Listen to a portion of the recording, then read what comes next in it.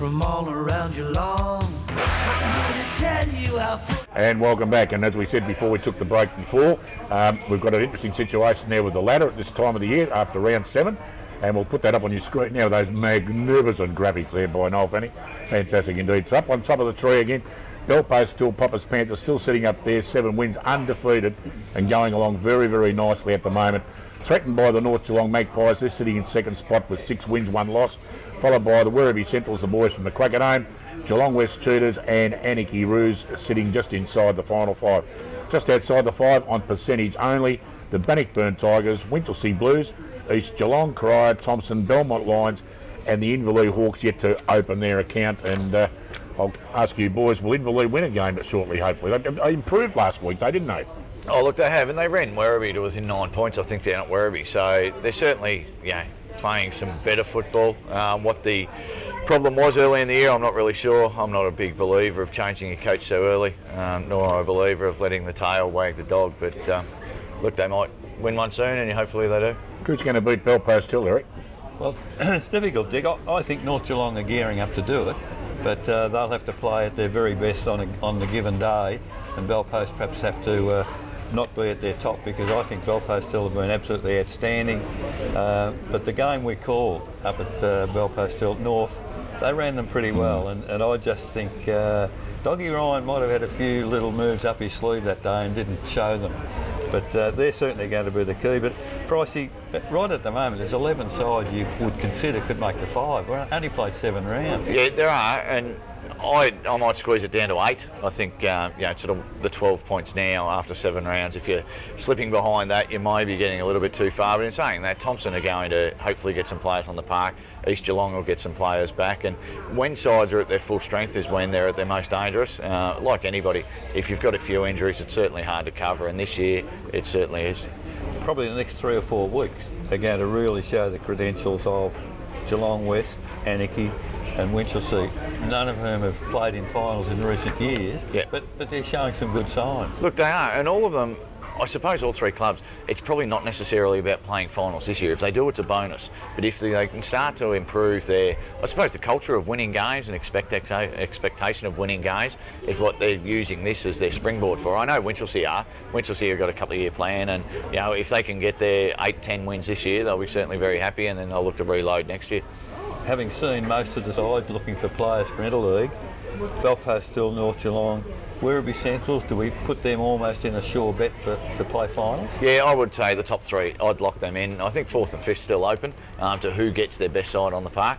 And I think whoever comes up against Belpost Hill after watching them a fair bit over these 7 weeks looking for players, you might need to just tweak your own game plan, because there is a game plan out there that can beat them, but it's whether or not you are prepared to do it. And as you mentioned earlier, it's pretty hard to discount Bannockburn, Easton Thompson. They're proven final side. Bannockburn, a bit of a hiccup early, but they seem to come back into a bit of form, and they're starting to show some signs that they might be contenders. They are, and all 3 sides have got new coaches in. So it takes a little bit for the coach, the players to get used to the coach to bring his game plan across, and once sides get used to that, I think they'll be a lot stronger in the second half of the year. I think you're going to be there. Oh, thank goodness for that. But what Pricey just said, and I'm having a very quiet, confidential chat to him later on about what game plan that is that he can beat the Belpost Hill Panthers. And we'll keep it completely confidential, Pricey. I can promise you that. I might just let Doggy Ryan know what it is. It'd be very interesting indeed, because there's no doubt about it. They're a very, very good side indeed. Well, before we analyse the game, which we'll probably do in the next break, I'll give you everyone a little bit of a lead into who actually we're playing this afternoon. It's the North Central League, and they've come down there from up the top of Victoria, and that league was formed in 1930. Now, I'm going to tell you, folks, it's coached by Corey Jones, who was an ex-North Melbourne footballer, but I'm going to give you a bit of a rundown on what clubs are in this league. I can tell you that right now. He's done some homework. I've done some homework, yep. Now, the clubs involved, there's only 7 clubs in the league. The Birchip Watcham Footy Club, they're known as the Bulls, and they've been around since 1997. The club, I reckon, is fantastic already. I don't even know where they play, but they'd be fantastic. That's the Bort Magpies. They formed in 1951, and they won the flag just back in 2008. So they'd be looking pretty good, the Magpies, don't you worry about that. Sounds like most of your premierships, Bort Magpies. That's very much. And actually, they won 3 flags, Pricey, Renee Richardson, that. The Charlton Blues, funny they can't spell Carlton, but never mind, the Charlton Blues. They were formed in 1940, and they won 12 flags. The Donald Blues, there's 2 Blues sides, the Charlton Blues and the Donald Blues. I wonder if they got an away strip, Pricey. You reckon? You would hope so. And they were formed in 1950. They won 13 flags, the Donald Blues. Don't you worry about the Royal Blues. St Arnold's Saints, 10 flags for the St Arnold's Saints. The Wedderburn Redbacks. And wait for this, folks, the Witchy-proof Narraport Demons won their last, they formed in 1964 when Melbourne won their last premiership, but they've won 17 flags since then, and that's about 17 more than what Melbourne's won. That's unbelievable. What do you reckon of that, Price?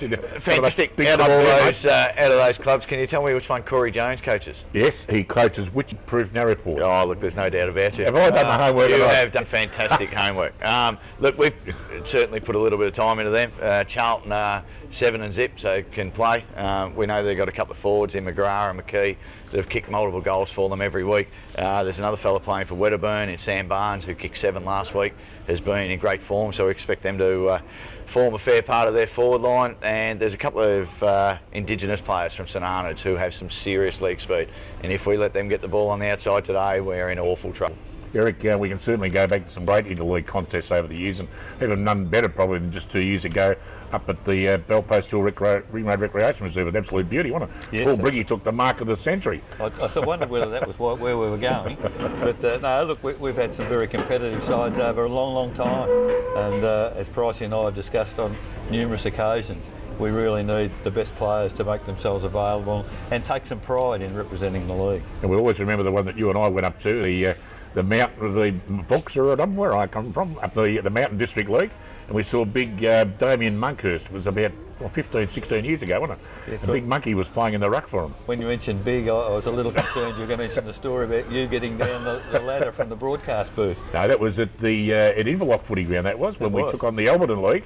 I think it was about 1999, I think it was, and and Fano's got a photo which we'll find for you one day, folks, about me coming down the ladder with Fano under me, and unfortunately gravity took over and I lost my jeans halfway down, and Fano was in counselling for about 6 months. The Damien Monkhurst one was the day that how we ever came back, because we brought alive 4 inches of water, didn't we? We're in 39 million volts were running through our feet, and of course the GDFL didn't care about us then. We had no occupation, health and safety. They didn't really care what was going to happen to us.